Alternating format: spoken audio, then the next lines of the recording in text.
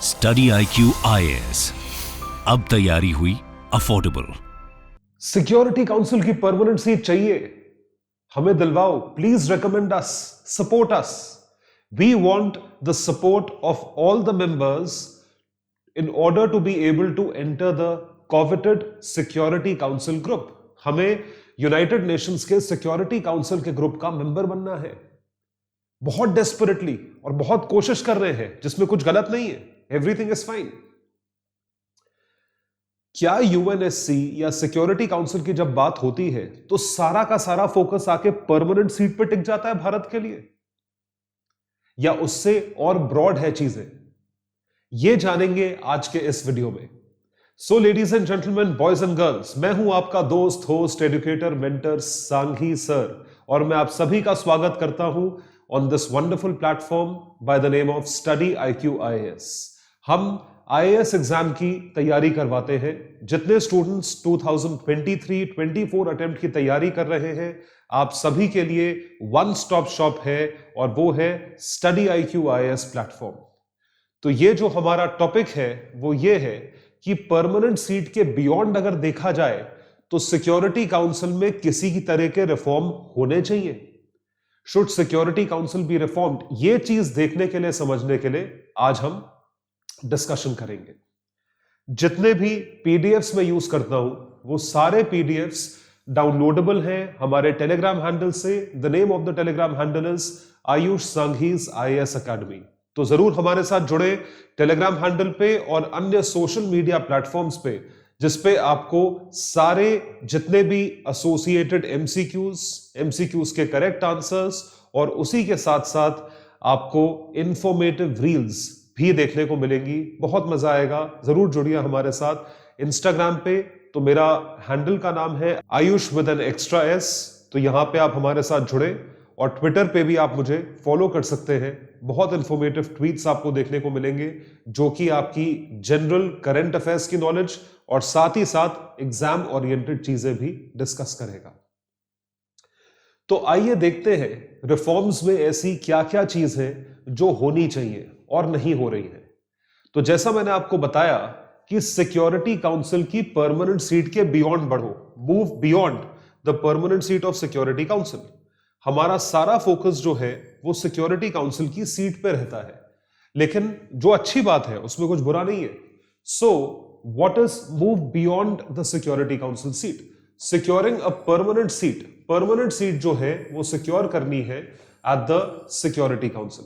बिल्कुल सही बात है, इसमें कुछ गलत नहीं है। इसमें जो है हम कोशिश कर रहे हैं, हमारे प्रधानमंत्री स्वयं कोशिश कर रहे हैं अलग अलग देशों से बात करने की, बायलैटरल कॉन्वर्सेशन करने की, और अलग तरीके से जो है कन्विंस करने की कोशिश कर रहे हैं, जो कि बहुत अच्छी बात है।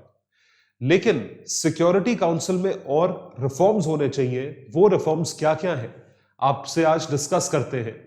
ये चीज GS2 इंटरनेशनल रिलेशंस में बहुत ज्यादा यूजफुल होगी आप सभी के लिए कि United Nation security council, is it just limited to a permanent seat और 5 permanent and 10 non permanent members, और इज इट बियॉन्ड दैट? ये चीज मैं आपको यहां पे समझाऊंगा। तो पहली जो चीज है वो है परमानेंट सीट का डिस्कशन एट द यूएनएससी। इसके बियॉन्ड क्या बात होती है? सबसे ज्यादा महत्व दिया जाता है कि परमानेंट और टेम्पररी मेंबर्स के सिवा और भी कोई क्लासिफिकेशन करो। परमानेंट मेंबर्स है 5 और टेम्पररी मेंबर्स है 10। 5 + 10 15 मेंबर्स। इन 15 मेंबरान के सिवा क्या आप कोई सेमी परमानेंट सीट भी इंक्लूड कर सकते हैं, या सेमी परमानेंट कंट्रीज को भी ला सकते हैं? क्योंकि इतने सारे देश, 194 member countries in the UNGA general assembly, उसमें से सिर्फ और सिर्फ 15 देश जो है वो सिक्योरिटी काउंसिल में आते हैं, जिसमें से सिर्फ और सिर्फ 5 देश जो है वो परमानेंट मेंबरशिप के अंतर्गत आते हैं। तो बाकी देशों का क्या? बाकी देशों के रिप्रेजेंटेशन का क्या? ये चीज जानना बहुत जरूरी है। इसको मैं आपको एक एग्जाम्पल के थ्रू समझाता हूं। जैसे ये देखिए, अफ्रीकन यूनियन 50 से ज्यादा कंट्रीज, 54-55 कंट्रीज। लैटिन अमेरिका इतना बड़ा रीजन है, Brazil, Argentina, Colombo, Peru etcetera, Paraguay, और ये सारे देश हैं। इन रीजन्स का कोई रिप्रेजेंटेशन है ही नहीं। यूएनएससी में जो नॉन परमानेंट मेंबर्स भी हैं, उनमें भी इनका कोई रिप्रेजेंटेशन नहीं है। तो अफ्रीकन यूनियन इतना बड़ा जो कॉन्टिनेंट है उसका कोई रिप्रेजेंटेशन नहीं है, तो रीजनल रिप्रेजेंटेशन है ही नहीं। अब वो ये बोलेंगे कि अफ्रीकन यूनियन में कोई भी एक ऐसा देश नहीं है जो कि केपेबल हो इसको ज्वाइन करने के लिए, ठीक है, तो उसको रिप्रेजेंटेशन अलग तरीके से दो, उसकी वॉइस कहीं तो होनी चाहिए। सिमिलरली लैटिन अमेरिका के लिए इनकी वॉइस कहीं तो होनी चाहिए। तो ये रिप्रेजेंटेशन को आप अलग तरीके से अरेंज करें, जैसे कि आप सेमी परमानेंट मेंबर्स ऐसी कोई कैटेगरी इंक्लूड करें जो कि परमानेंट और टेम्पररी के बीच में हो। ये एक बहुत मेजर रिफॉर्म है जिसकी वजह से आप सब रीजन्स को रिप्रेजेंटेशन दे पाओगे। उसके सिवा जो एक बहुत ही जरूरी पॉइंट है और ये गले में हड्डी बन के अटक गया है, वो है क्वेश्चन ऑफ वीटो। बहुत ही गलत पावर है। मतलब वीटो का ये मतलब होता है कि आप मेजॉरिटी को कन्विंस करके भी नहीं जीत सकते। तो 5 अगर परमानेंट मेंबर्स हैं सिक्योरिटी काउंसिल के, 5 में से 4 मेंबर एक बात पे मान जाते हैं और 5वां मेंबर नहीं मानता है, तो वो चीज नहीं होगी, क्योंकि एक मेंबर ने वीटो कर लिया है, यानी कि उसने एब्सटेन कर लिया है या उसने वोट नेगेटिव में कर दिया है। This is called as veto power. तो वीटो पावर जो है वो सिक्योरिटी काउंसिल के परमानेंट मेंबर्स के पास है। तो वीटो पावर एक्सरसाइज करना इतना गलत है क्योंकि मेजॉरिटी का वोट, यानी कि जो मैक्सिमम लोग कह रहे हैं, वो भी नहीं हो सकता। तो यहां पे ये कहा जा रहा है 5 परमानेंट मेंबर्स की भाई वीटो पावर किस बात की है, और अगर वीटो पावर है तो वीटो पावर को आप नेगेटिवली क्यों यूज कर रहे हो? The power should be of majority, the power should not be of veto. क्योंकि पांचों कंट्रीज अलग अलग माइंडसेट से हैं, अलग अलग इश्यूज हैं कंट्रीज के।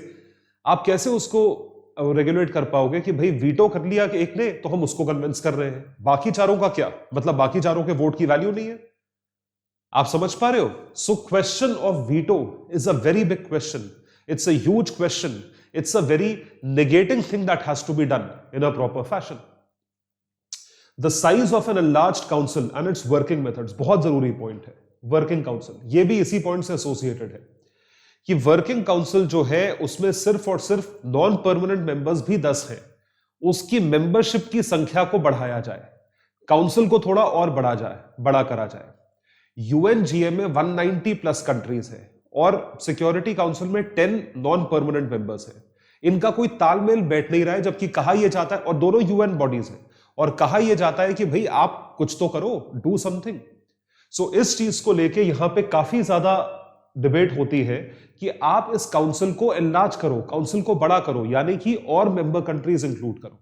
और इसी के साथ साथ जो एक बहुत इंपॉर्टेंट रिकमेंडेशन है वो ये है कि आप वर्किंग मेथड्स को रिफॉर्म करो। जो इंटर गवर्नमेंटल नेगोशिएशंस है, अगली स्लाइड में बताऊंगा आईजीएन के नाम से, कि क्या काम कर रहे हो, व्हाट आर यू डूइंग, आप किस तरीके से काम कर रहे हो। 1950 में जो चीज बनी थी, आज तक आप उन्हीं मेथड्स में काम कर रहे हो। वर्किंग मेथड्स को तो कम से कम 21st सेंचुरी लायक बनाओ, क्योंकि सिक्योरिटी के इश्यूज बदल गए हैं, तब से लेके आज तक बदल गए हैं। तो सिक्योरिटी काउंसिल को भी अपना मेथड चेंज करना पड़ेगा। तो वर्किंग मेथड्स कैसे हैं? Improve working of peace keeping force, UN peace keeping force. अब ये देखिए बड़ा अच्छा पॉइंट है। पीस कीपिंग फोर्स में यूएन पीस कीपिंग फोर्स जो है वो ड्रिवन है वेस्टर्न नेशन से, मतलब उस पर कमांड वेस्टर्न नेशंस करते हैं। और पीस कीपिंग नेशंस में सोल्जर्स कौन सी कंट्री के लड़ते हैं? भारत के। भारत के सोल्जर लड़ रहे हैं और डिसीजन मेकिंग किसके हाथ में है? अमेरिका के, यूएस के, जर्मनी के, वेस्टर्न कंट्रीज के हाथ में है। ये कहां का इंसाफ हुआ? पीस कीपिंग ऑपरेशंस करेगा कौन, मरेगा कौन जाके? वो भारतीय सैनिक है, लेकिन डिसीजन कौन लेगा? यूएस लेगा। So peace keeping force and other missions by inducing transparency and adequate consultations, की भाई पूछो तो, अगर 10 नॉन परमानेंट मेंबर्स है उनसे तो पूछो, बिना पूछे आपने पीस कीपिंग फोर्सेस के जो है वो लोगों को भेज दिया। तो ये सारे रिफॉर्म्स हैं। मैं आपको ये बताना चाह रहा हूं डिटेल में एक्सप्लेन करके कि यूएनएससी में अगर कुछ होता है तो वो डिस्कशन सिर्फ यहां पे आके नहीं रुकता, वो डिस्कशन इसके बहुत बियॉन्ड जाता है, और वो सारी चीजें भी समझना जरूरी है। क्वेश्चन इस पे आएगा। ये लिया गया है जयशंकर के रीसेंट स्टेटमेंट से। उन्होंने क्या कहा ये भी अभी बताएंगे आपको। तो देखिए, अप्रोच ऑफ यूएनएससी रिफॉर्म्स। अब ये देखिए, ये भी एक कलाकारी है, आईजीएन। तो when we talk about IGN approach, it is called as intergovernmental negotiations.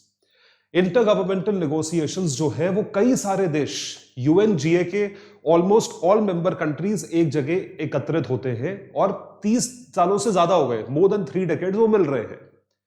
वो मिल रहे हैं, कोई वार्तालाप कर रहे हैं और टॉक्स कर रहे हैं कि ऐसा होना चाहिए, ऐसा होना चाहिए, ऐसा होना चाहिए। 30 साल से ऊपर हो गए, आज तक कोई सोल्यूशन नहीं निकला, मतलब कोई रिफॉर्म हुआ ही नहीं। So negotiations are being carried out since 3 decades, although without any written text. ये written क्यों नहीं है ये भी बताते हैं। The process is mainly discussing the expansion of the council. Council expand करना है, expand करना है, expand करना है। हुआ 1963 में हो गया था। 1963 से पहले 5 परमानेंट मेंबर्स और 5 नॉन परमानेंट मेंबर्स थे, और आईजीएन जब हुआ तो 5 और नॉन परमानेंट मेंबर्स जोड़ दिए गए, 5 + 10, 63 2023 आने वाला है। तो इस 60 सालों में क्या किया? ये सिर्फ मिलके होटलों में रहते हैं, कॉन्फ्रेंसेस करते हैं, अंग्रेजी में बोलते हैं, खाते पीते हैं, हॉलिडे करते हैं, वापस आ जाते हैं। ये हो रहा है आईजीएन अप्रोच में। और आउटसाइड आईजीएन मेथड चेंज करो। Issues like veto, councils working methods, relations with UNGA and secretariat are discussed and the debates are going on since 2010। ये आईजीएन के बाहर है, आईजीएन के अंदर ही कुछ नहीं हो रहा है। जहां पे इतने मेंबर कंट्रीज मिल रहे हैं तो बाहर तो क्या ही होगा। अब सोच के देखिए, दिस इज आउटसाइड आईजीएन, मजाक चल रहा है। सिक्योरिटी काउंसिल का लिटरली मजाक चल रहा है। अब इतनी वॉर हो गई रशिया यूक्रेन के बीच में, क्या कर लिया आपने? इस पे बहुत इनका बहिष्कार, तिरस्कार, हर तरीके से क्रिटिसिज्म, इंसल्ट हो रही है। यूएन चुप्पी साध के बैठा था पिछले साल भी, जब अफगानिस्तान से यूएस गया और वहां पे तालिबान का रूल हो गया। वी कंडेम, हम कड़ी निंदा करते हैं। क्या कर रहे हो कड़ी निंदा करके? तुम्हें कड़ी निंदा करने के लिए बिठाया है, वो तो हम ही कर लेते। आप क्या कर रहे हो? आपने कैसे तालिबान का टेक ओवर रोकने की कोशिश करी? चलो छोड़ो, तालिबान से बात नहीं करते, लेकिन यूएस को बोला कि आप इस पोजीशन में छोड़ के नहीं जा सकते। रशिया को यूक्रेन के ऊपर अटैक करने की कोशिश रोकी आपने। सीरिया में कुछ रोका, लीबिया में कुछ रोका, इराक में कुछ रोका। क्या है सिक्योरिटी काउंसिल का फायदा? कैसे वर्किंग मेथड्स आपके हैं? ये आपकी काबिलियत पे सवाल है। इतने बड़े बड़े मेंबर देश, इतने पढ़े लिखे लोग, इतने क्वालिफाइड लोग, इतने डिप्लोमेटिकली रिच लोग, what are you doing? The point is you are not doing anything जिसकी तकलीफ है। So the most discussed topic by members is issue of veto, जो कि डिस्कस होना भी चाहिए क्योंकि सबसे गलत पावर है। is by far the working methods issued that has recently reviewed received the most attention from member states। कि वीटो की पावर जो है रिव्यू होनी चाहिए। Presently 2 main proposals seeking to address the veto and the overall working methods of the Security Council। अब देखिए क्या है, ये बड़ा इंटरेस्टिंग है। 2 प्रपोजल्स है। पहला प्रपोजल आता है France Mexico, France Mexico joint political declaration. तो इन्होंने क्या बोला? इन्होंने देखिए चीज बहुत लाजमी बोली, भाई आपके बस की हो तो रानी है रोकना। तो जब कोई जेनोसाइड हो रहा है, जब कोई वॉर क्राइम हो रहा है, जब कोई टेररिस्ट अटैक हो रहा है, कम से कम उस चीज को लेके तो वीटो मत करो पावर। हम बोल रहे हैं मौलाना मसूद अजहर को यूएनएससी रेजोल्यूशन की टेररिस्ट लिस्ट में इंक्लूड करा जाए, क्योंकि he orchestrated the attacks on Uri, he has been orchestrating attacks on India right since 1997। तो 97 कारगिल वॉर में उसका पार्टिसिपेशन से लेकर उसके बाद 2008 Bombay attacks, 2011 Mumbai train blast attacks, 2006 या 2011 फिर दिल्ली बॉम्ब ब्लास्ट अटैक, फिर उड़ी पे अटैक, फिर पुलवामा में अटैक, हर तरीके से अटैक इसने ऑर्केस्ट्रेट करा है। वॉर क्राइम है ना, it is a crime, it is a terrorist attack. अब हम ये कह रहे हैं उसको लिस्ट करो, चाइना ने वीटो कर लिया कि ये तो रिलीजियस लीडर है।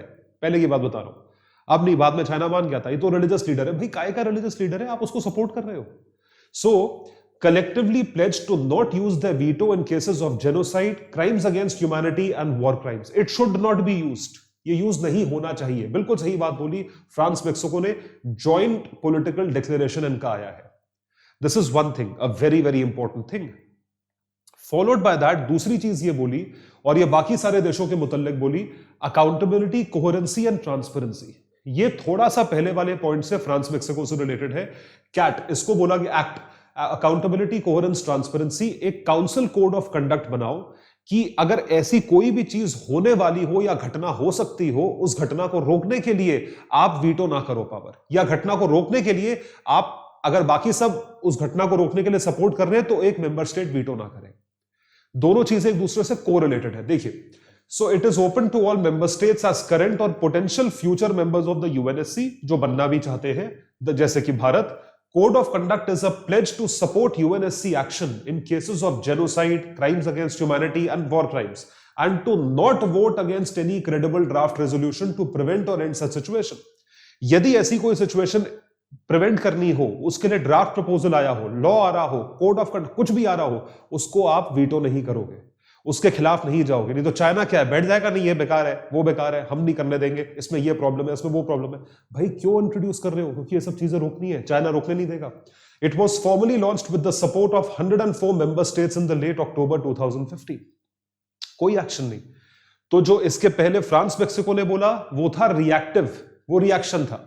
ये जो है ये प्रिवेंटिव मेजर है, प्रिवेंटिव कि होने से पहले हम डिक्लेरेशन रेजोल्यूशन दे रहे हैं तो रोको इसे, it has to be stopped, highly important. तो ये चीज एक्ट के तहत करा गया है, this has been done through an act. तो ये दो चीजें, तो दोनों जो रेजोल्यूशंस हैं, एक प्रिवेंटिव है, एक रिएक्शन है।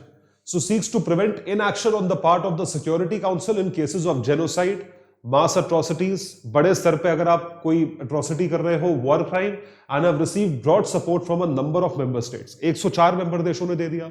अब फिर एक चाइना बैठ जाएगा तो वो पास नहीं होगा। So notably many have described the two proposals as mutually reinforceable, highly important, mutually reinforcing, कि आप एक दूसरे को रीइंफोर्स करें। With the French Mexican proposal applying only to P5, यानी कि इनको क्या बोला गया, सिर्फ और सिर्फ परमानेंट देशों के लिए करो, एंड द एक्ट जो दूसरा है वो अप्लाई करेगा टू द एंटायर मेंबरशिप, वो सारे देशों पे अप्लाई करेगा। तो ये चीज म्यूचुअल होनी चाहिए, लेकिन पॉइंट है ये चीज होनी चाहिए, दिस शुड हैपन। रेजोल्यूशन पे वोट करना है तो सब लोग वोट करें, और अगर आपको किसी चीज को रोकना है या कोई चीज हो गई है उसको सपोर्ट ना करना, ये परमानेंट मेंबर्स करें, क्योंकि वीटो की पावर परमानेंट मेंबर्स के पास ही होती है। आई होप आप लोग समझ पा रहे हैं कितनी इंपॉर्टेंट चीज जो है यहां पे हम डिस्कस कर रहे हैं। अब देखिए मुद्दा क्या आता है, what is the entire issue. Inter governmental negotiations के जो चैलेंजेस हैं, उसके इनहेरेंट चैलेंजेस क्या है, आईजीएन प्रोसेस के, इंटर गवर्नमेंटल नेगोशिएशंस के इनहेरेंट चैलेंजेस क्या है। आईजीएन में मिलते हैं इतने सारे मेंबर देश, इतने सारे मेंबर कंट्रीज मिलती हैं। कुछ मेंबर कंट्रीज जो हैं वो ये कहती है कि ये चीज नहीं होनी चाहिए, मतलब रिफॉर्म नहीं होना चाहिए, या किसी दूसरे देश को सिक्योरिटी काउंसिल की मेंबरशिप नहीं मिलनी चाहिए। अगर हमें नहीं मिल सकती तो दूसरे को कैसे मिले, ये भी मेंटालिटी है। So this feeling of jealousy is heavily there. जैसे कि आपको अभी बताते हैं, तो ऐसे कई सारे देश हैं जिन्होंने इस तरीके से ये प्रोपोजिशन रखा है। तो चैलेंजेस जो आईजीएन प्रोसेस के हैं, जिसकी वजह से आईजीएन अडॉप्ट नहीं हो पा रहा, only one in the UN that is conducted without any time frame, बिना किसी टाइम फ्रेम के हो रहा है। आईजीएन प्रोसेस यूजलेस है, आईजीएन प्रोसेस यूजलेस। आईजीएन में कितनी सारी कंट्रीज, 190 कंट्रीज के आसपास मिलती है ऑलमोस्ट, आप हर 1 2 3 साल में मिलती है। आप कर क्या रहे हो, आप कुछ नहीं कर रहे हो, और जो कुछ कर रहे हो वहां पे बैठ के जो डिस्कशन होता है वो रिटन नहीं है, it is not documented. Why? Document हो जाएगा तो हिसाब हो जाएगा। कोई भी चीज रिटन नहीं है, कोई भी चीज डॉक्यूमेंटेड नहीं है, ये चीज ध्यान रखिएगा। मतलब अगर मान लीजिए एक कंट्री की गवर्नमेंट ने बोला कि ये रिफॉर्म होना चाहिए, 4-5 साल में सरकार बदल गई, 5 साल बाद फिर दूसरा प्राइम मिनिस्टर आएगा, तो तब आप बोलोगे आपकी कंट्री तो ये सपोर्ट करती है, वो बोलेगा हम नहीं करते। अगर मान लीजिए एक प्राइम मिनिस्टर आए वो प्रो चाइना हो, दूसरा प्राइम मिनिस्टर आए वो एंटी चाइना हो, एंटी चाइना वाले ने कोई चीज सपोर्ट करी थी जो प्रो चाइना वाला हो सकता है सपोर्ट ना करे। आप समझ पा रहे हैं? इस वजह से कुछ डॉक्यूमेंटेड नहीं है। Singular issue being negotiated without any text, कुछ लिखित में नहीं है। There is no record keeping that allows progress to be recognised and carried forward. तो भाई आप मिलते क्यों हो, क्या कर रहे हो मिलके? तो ये सारी की सारी प्रॉब्लम्स है। All these are the problems which are resulting into further problems. Since 3 decades of open-ended working group on UNSC reforms, some members still insist on consensus to reach to start formal text-based negotiation. Formal text-based negotiation कब start होगा? जब consensus बन जाएगा, और भगवान जाने consensus कब बनेगा। Consensus का मतलब तो ये होता है majority लोग माने। अब 150 कंट्रीज में से majority कितनी हुई? majority कम से कम 75 देश हो, 75 देश एक चीज पे मानेंगे? कौन नहीं मानता, दिखाते हैं आपको, ये देखो। So Colombia, Pakistan, Italy, Argentina, Canada, जो मैंने आपको अभी बताया। इटली क्यों नहीं मानता कि जर्मनी को कोई फायदा क्यों ना हो जाए? अर्जेंटीना क्यों नहीं मानता ब्राजील को फायदा ना हो जाए? कनाडा ये सोचता है कि हम नॉर्थ अमेरिका में बैठे हैं, यूएस यहां पे है, हमें कुछ मिलने वाला नहीं है। कनाडा को यह बात बहुत अच्छे से पता है, हमारा एरिया बड़ा है, इकोनॉमी वाइज हम कुछ नहीं है, तो कनाडा वैसे ही किसी चीज को सपोर्ट नहीं करता कि दूसरे का भला क्यों हो जाए। तो जैसा कि मैंने आपको बताया कि ये सारे देश इटली जर्मनी के खिलाफ कि जर्मनी को कुछ ना मिल जाए, अर्जेंटीना ब्राजील के खिलाफ, कोलंबिया फिर ब्राजील के खिलाफ साउथ अमेरिका में, पाकिस्तान इंडिया के खिलाफ। तो ये सारे देश जो है वो ये होने नहीं देंगे। वो हमेशा कहते हैं that they are uniting for consensus, UFC uniting for consensus led by Italy propose to the General Assembly. अब भाई इतने सारे मेंबर कंट्रीज हैं, कॉन्सेंसस मिलेगा कैसे? How do you get a consensus? इस पे डिबेट है। तो project that maintains 5 permanent members and raises the number of non permanent members to 20। अभी जो है नॉन परमानेंट मेंबर्स 10 हैं, उसको बढ़ा के 20 करो। तो लेकिन मैं आपको इसके साथ ये और बता दूं कि यूएनएससी में कोई भी डिसीजन अप्रूव होना 2/3 मेजॉरिटी से होता है। 2/3 मेजॉरिटी का मतलब है यदि 10 + 5 15 देश हैं तो 2/3 मेजॉरिटी अगर नहीं हुई, अगर मान लीजिए 9 मेंबर एब्सटेन कर गए, 9 मेंबर्स आउट ऑफ 15 एब्सटेन या 9 मेंबर्स डू नॉट अग्री, तो कोई चीज एक्सेप्ट नहीं करी जाएगी। यहां पे ये कह रहे हैं कि नॉन परमानेंट मेंबर्स को बढ़ाओ। All these member states are regional rival of aspiring countries who wish to keep them away from the permanent seat, कि उनको परमानेंट सीट से दूर रखा जाए। अब देखिए इसमें क्या है कि अब कॉन्सेंसस अगर तुम बनाने के बारे में सोचोगे, अब आप ये मैप देखिए, अर्जेंटीना ब्राजील के खिलाफ है, नॉर्थ अमेरिका में कनाडा मैक्सिको ये कुछ वैसे नहीं होने देना चाहते क्योंकि पता है नॉर्थ अमेरिका में यूएस बैठा हुआ है, रिप्रेजेंटेशन उसका है। इधर ये स्पेन है, इटली है, ये जर्मनी के और बाकी यूरोपियन देश फ्रांस वगैरह के खिलाफ है। ये आप देखिए यहाँ पे, सो दिस इज पाकिस्तान, ये इंडिया के खिलाफ है, यहाँ जापान है। तो ये सारे देश किसी ना किसी कंट्री की वजह से इस तरीके से रोक के बैठे हुए हैं। ये कह रहे हैं कॉन्सेंसस, तो ये सारे देश यूनाइट कर गए हैं कॉन्सेंसस को लेके कि यूनाइटिंग फॉर कॉन्सेंसस, की जब तक कॉन्सेंसस नहीं होगा हम कुछ होने नहीं देंगे सिक्योरिटी काउंसिल में। That is what they are aiming at. So India's efforts to achieve reforms, Bharat ने क्या एफर्ट्स करे आज तक जिससे कि रिफॉर्म हो सके? How can reforms happen? Forming the G4, Bharat ने G4 फॉर्म करा और ये कंट्रीज भारत को सपोर्ट करती हैं। सो ग्रुप ऑफ 4 कंट्रीज कौन कौन सी है? Germany, Japan, Brazil, to support each others quest to reform council and get a permanent seat, कि आप काउंसिल को रिफॉर्म करें और परमानेंट सीट लगवाएं, बहुत जरूरी है। Holding open debate on maintenance of international peace and security, कि आप मेंटेन करें अंतरराष्ट्रीय पीस और सिक्योरिटी को, ये चीज बहुत जरूरी है।